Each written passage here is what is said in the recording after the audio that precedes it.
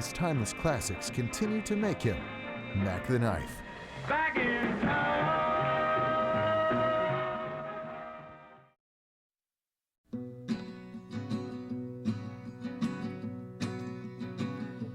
This getting older ain't for cowards. This getting old is a lot to go through. Ain't I gonna need it mighty much longer. Ain't I gonna need this body much more. Well, I can't see much like I used to, and I can't run like the wind. I don't sleep more than just a few hours. I can't remember where I've been. Ain't I gonna need this body much longer. Ain't I gonna need this body much more. I put in 10 million hours, washed up and worn out sugar. When I first started writing for this record, I didn't know I was writing for a record. I was just writing songs. All the songs for this record were written probably in over a 12-day period. And then once I realized that all the songs were kind of going in a specific direction, then I started chasing that, started going after that, started trying to write songs that were in the American folk songbook tradition. This record originally was intended to be a folk record, a solo record with John. He called up and says, you know, I want to make a record with just me playing, and then maybe you and Andy just adding a little something here and there. That was going to be the entire scope of the record, and as we got in, roles began to change. He had sent me the material. I think John wrote the material very quickly in like a week or two, anticipating just going and doing that kind of record. He called up and said, you want to come make a record in a week? And I said, absolutely, those are my favorite kind of records. We were going to do it with just him and his acoustic guitar. Him and I got together in the studio and we just started working together, and it worked. It felt right, it felt natural, it felt honest. It was going to be a basic, bare-bones folk blues album with John's vocal and acoustic guitar at the center of everything. Plenty of enthusiasm. Come check it out. It sounded great. Well, if I die sudden, please don't tell anyone. Ain't nobody needs to know that I'm gone. Just put me in a pine box, 6 feet underground. Don't be calling no minister, we don't need one around. That was, I think, the first song we recorded, and it just went boom.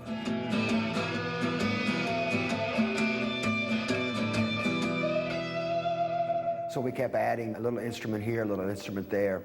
And it was like one of my paintings. We weren't exactly sure what we were going to end up with when we started. And here's what I'm thinking. Well, I'll tell you what, too. Cool. In the middle of the solo, all of a sudden, and the drums kicked in right in the middle of the song. Right.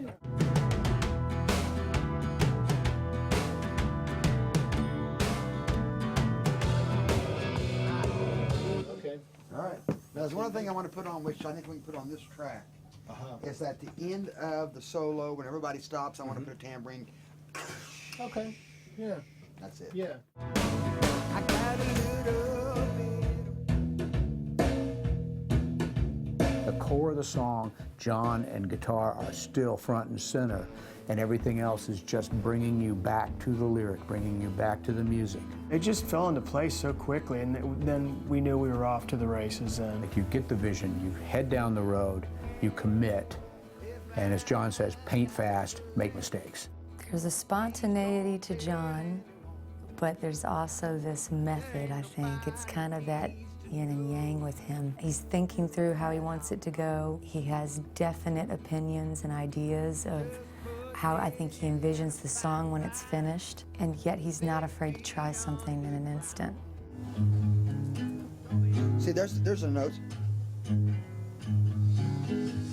It's pain in my side that I It's more on the, I feel like it's more on the two bottom strings.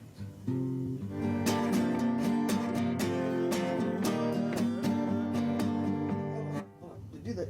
Give me that. You're doing what? D to E minor.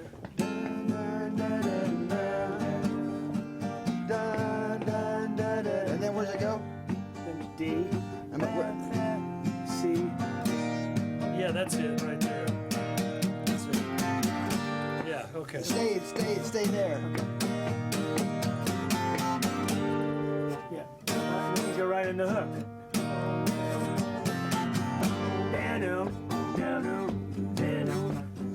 But don't play it like that. Play it.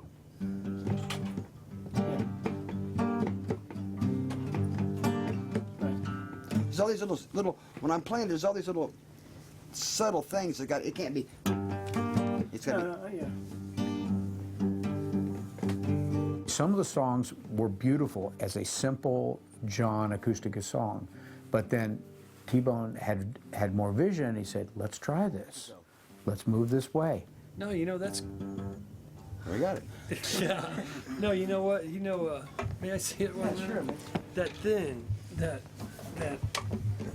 Eddie Harris thing. That's real pretty, those fourths in there. Yeah. You know, John is a great storyteller. The thing I locked onto was that every one of the songs was a story and very evocative.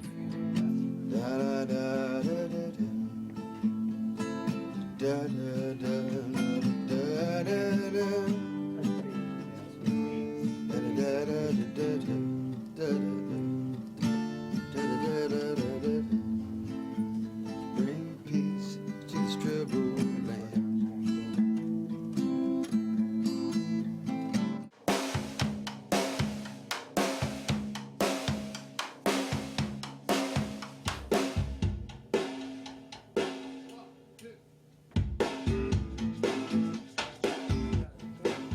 Once again. Okay. 3, 4.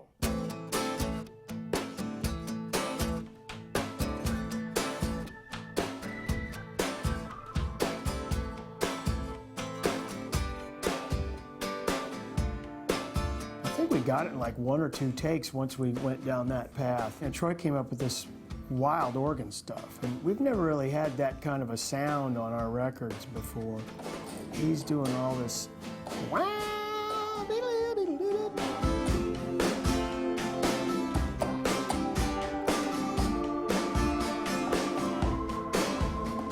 Bring peace to this troubled land.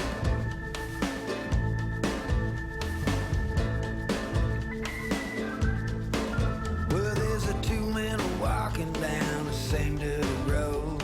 Bring peace to this troubled land. And there's a bunch of wonderful tremolo and reverb guitars on it, and background vocals. I think it served the song well. From sorrow, the other man's belly full of unbearable pain. You have to look at the original song itself, playing it on an acoustic guitar, listen to the lyric, and build from there. And whatever is required to make that song live is what you have to do.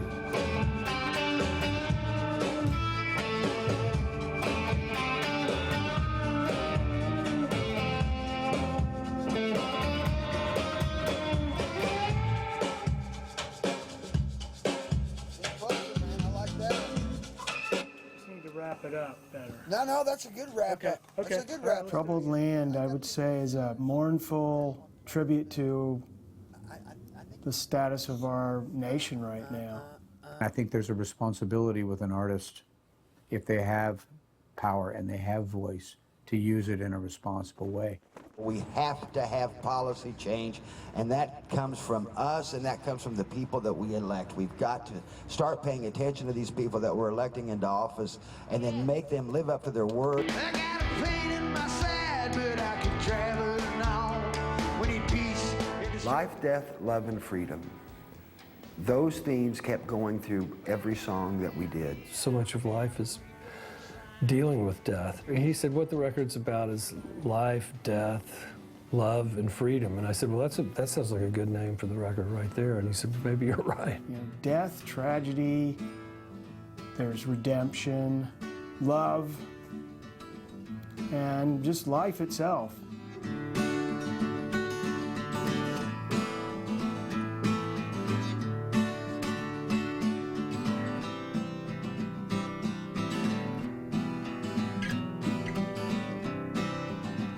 John's still as relevant as he ever was as a songwriter, and he's writing about things that matter.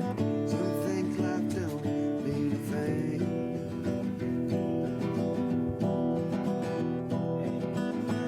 I can't even make a guess for an uneducated thought.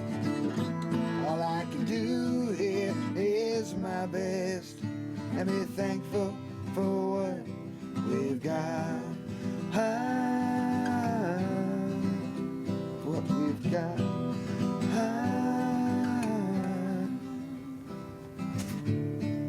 Well, T-Bone, won't you play it and I'll go out and sing it? Okay. You play it and I'll sing it. I have worried about many things, most of which did not come to pass.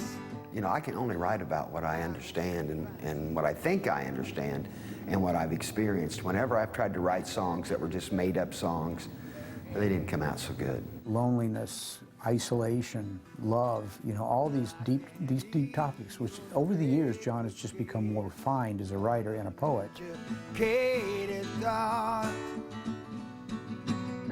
Henry has a very melodic way of playing a melody inside of another melody on a low tremolo guitar with reverb. It's a great sound. It's a very haunting sound. You know, dark electric guitar parts with reverb and tremolo. Tremolo is always a scary sound anyway.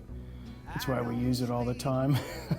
We get that low tremolo guitar on there, it's really gonna be good, ain't it, T-Bone? I'll put it on there. That's actually a good one. I think it'd be fabulous. Let's do He that. plays this low tremolo guitar and I'm gonna put it on every song. There was such a level of trust. I think John knew this is the guy I want. I'm going to trust him on decisions, and so that's why it was so relaxed in there. Henry is very melody-oriented. He's really playing counter melodies throughout most of the songs. When you hear a low guitar, that's T-Bone playing that, and that is like a counter melody to the melody that I'm singing.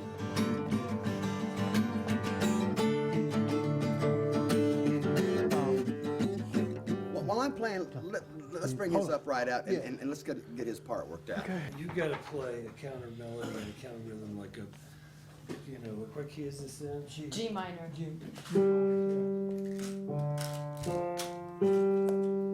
There has to be something going slow like that, Yeah. you know. And you got to play that feel. You got to get away from their feel. Okay. Because what we don't want is everybody playing the same thing, sure. You know.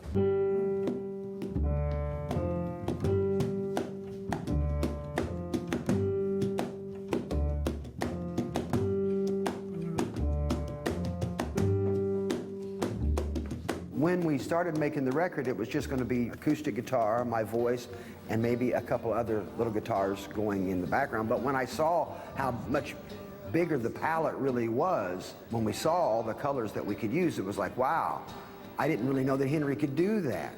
All of his players are great. They all played great. They all came through. Everybody played with a lot of fire. And they have all that live experience, too, to draw from. I know many people. Something that's more haunting. That's why I was going single note. Yeah, real Robert Johnson, I should think.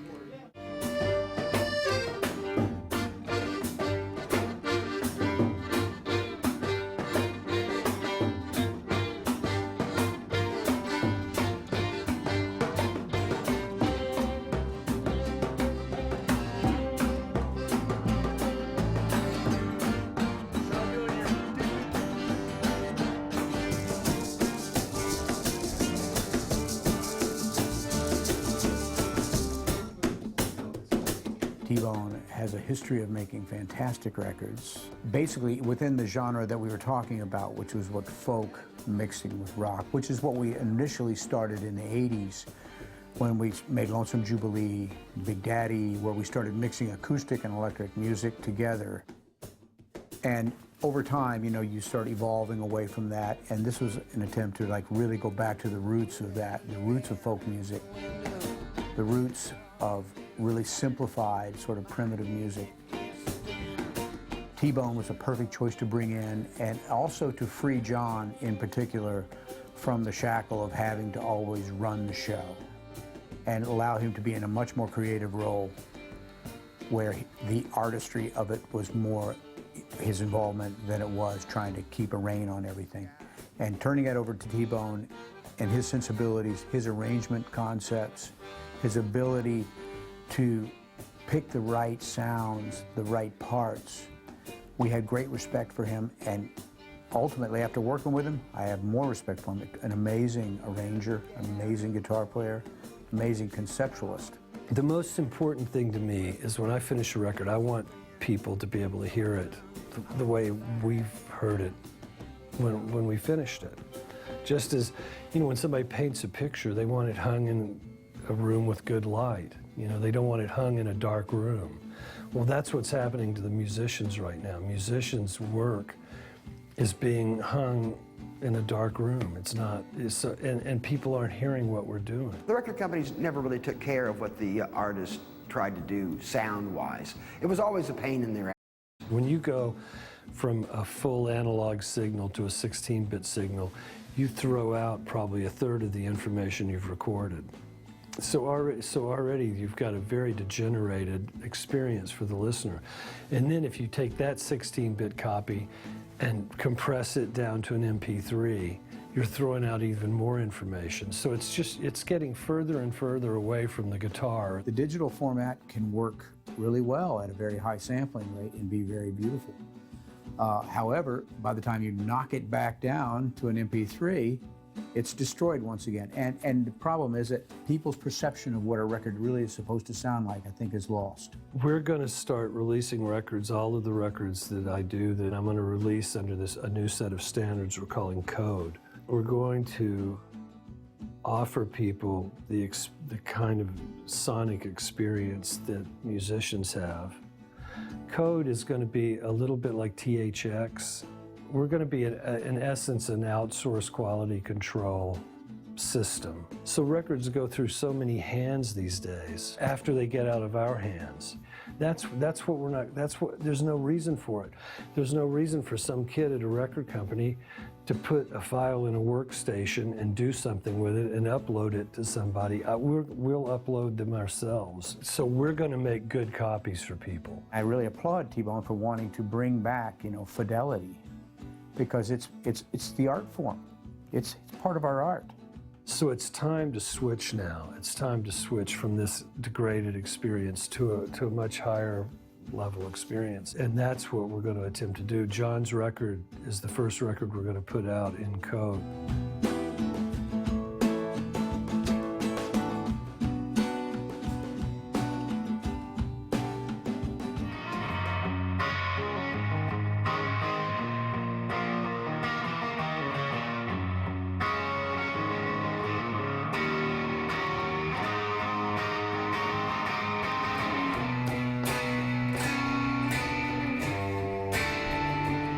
A lot of my role on this record was more on the council production side than the playing side. John and I have been together for 32 years, so there's a trust between John and I in terms of opinion. It's not crumbling. It doesn't get nosy. You got such a great studio. Well, thanks to you, man. So what becomes of boys came out thick straight? Particularly those with paperback skin. Yes sir, no sir, wipe that smile off your face. With that, I'd like to bring up a person I really consider a great American artist, a great American modern artist, and please bring him up with a warm San Francisco welcome, John Mellencamp. A few months ago, I was reading about this incident that's happening down in Gina, Louisiana. A songwriter's job is to report what he sees. He doesn't make the news, he just kind of reports it. So this is a song about Gina, Louisiana. I'm not indicting anybody or the people down there. I'm just saying this is what happened down there.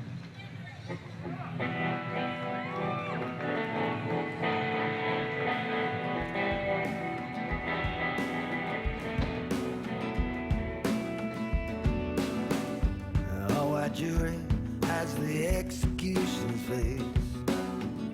See how we are, me and you. Everyone here needs to know their place. Let's keep this blackbird hidden in the flue. Oh, Gina.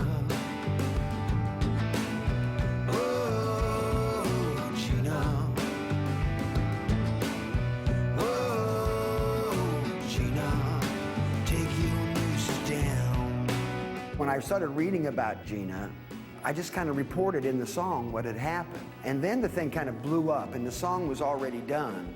So we just decided, well, let's just put it out, because, you know, when the record comes out in a year from now, people are going to have forgotten what happened down there. But let's. So I just put it on the internet. I put it on my website. And of course, a lot of people didn't like the idea. It shocks me that people don't like the idea that all men are created equal. They just don't like that idea. Wow. That's wild. I gotta say, I've never seen anything like that. John is a songwriter. He's got a right to sing about whatever he sees. That's his perspective, that song. So I don't really understand why people got so upset about it. It wasn't ever a matter with me if people wanted to hear it or not. I had to say it.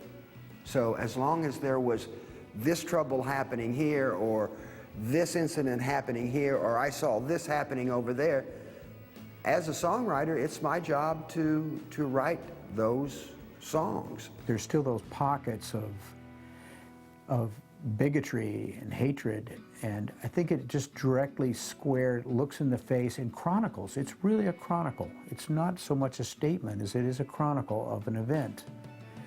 And once again, it was not even released. It was put on a website, you know, and from that, once again, here comes this amazing backlash telling me that America is still not there.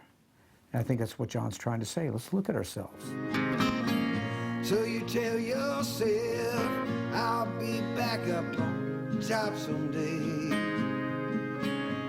But you know there's nothing waiting up there for you anyway. That might be my favorite track on the record.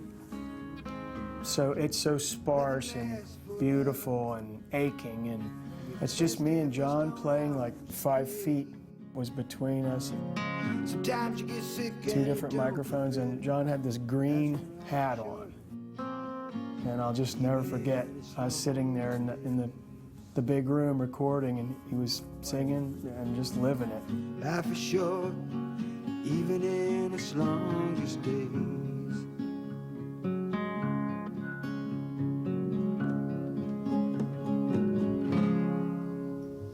Let's go listen to it.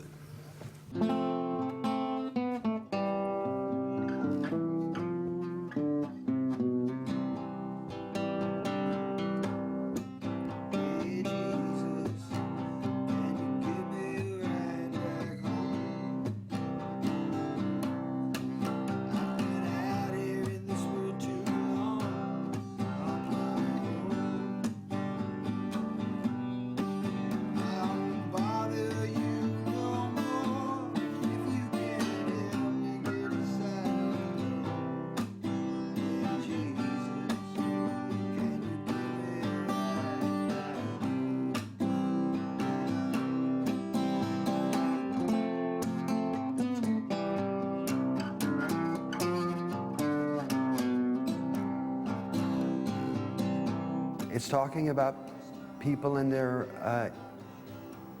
inability sometimes to move forward.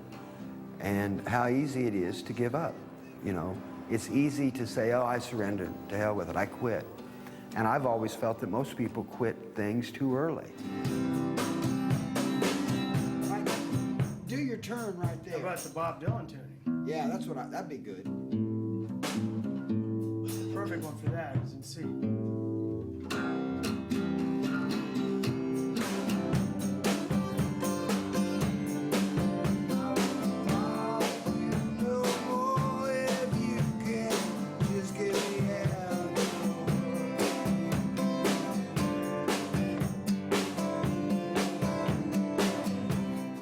He's got a room that is a truly great sounding room, and that's the main thing you look for in the recording process. You know, we hear by reflected sound, so surfaces are crucial to what we hear. We brought in some drums, a cocktail set. It was all small and homemade, and that's what I like about it. It's a lot like John's paintings are. You know, they're raw and rough and spooky. It's a spiritual song, and that's why I didn't want to take it. Absolutely. I didn't want to take it out of Stranger. You know, it's like kind of a Johnny Cash kind of spiritual. I think Jesus is right on a lot of levels. Yeah. You know, I think would be good too is a baritone guitar playing chords, just kind of strumming Ooh, chords that's a good idea. with some vibrato on it, just a deep low. You know, just that'd be a great next overdub. You wouldn't know it by looking at me now. T-Bone does all this incredible six-string tremolo, almost like as a harmony part to John and Karen's vocal. I just sang some ideas, some things that I thought would work, and then they both had ideas, and we'll change this line or try this. And man, we would run through something top to bottom, sitting there on the couch, and then T-Bone would say, get in there. Hey Jesus, this world is too troublesome for me. I try to fight off all these devils, but I'm just too weak. When I'm out here walking alone, I feel like taking my life, but I won't. I'm too big a coward. You need to give me a ride back home. Hey Jesus, can you give me a ride back home?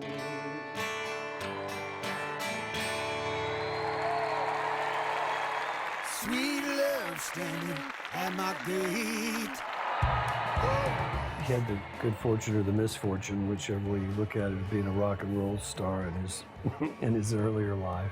Now he's grown up into a full-blown artist. You know, he's a great painter. He's a great singer. He's a truly great singer, great writer. I've watched John over 32 years go from, you know, a young writer writing about what kids write about, and watching John grow into a politically aware person, into a humanly aware person, into a great observer. Making this record was, I think, a very eye-opening experience for everybody who was involved with it.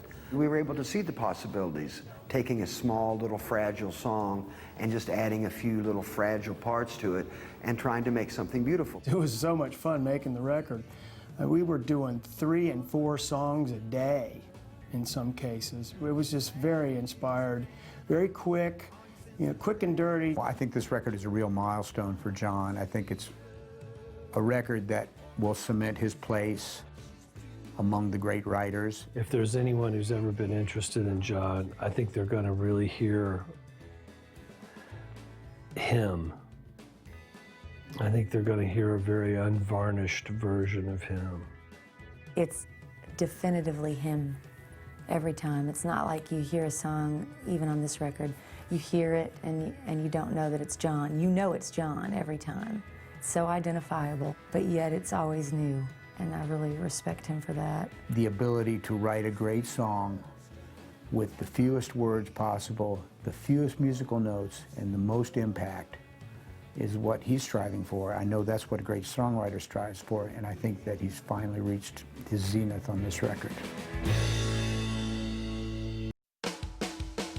A rasp in the voice, a chip on the shoulder. John Mellencamp, a rebellious kid who lost his way, even lost his name. If you want this record to come out, that's you. Yet wound up with a supermodel wife. It's terribly cliche. And in the Rock and Roll Hall of Fame. Nobody has put themselves behind the 8 ball more than I did. A fighter. He's always ready for a fight. A preacher. Everybody, that guy over there, the promoter, he screwed you. A survivor through lies, divorce, and a brush with death. I should be dead or paralyzed from here down. Right or wrong, he has always done it his way. I can recall John pushing him out the door, and it's the last A&R input we've ever had in a record. Nothing to lose. Leads you to where you are today. I believe in storytelling. Gonna make you a star. I'm still trying to figure that out.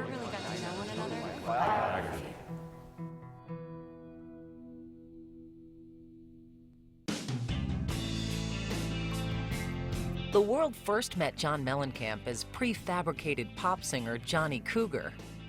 His music on the radio, money in his pocket, women ever present. It was everything the 25-year-old Indiana boy had ever dreamed about, and yet much less than expected. An empty palace. He traced what was wrong back to one critical mistake. One hasty stroke of a pen on a contract that promised him the world. John Mellencamp was born in Seymour, Indiana on October 2nd.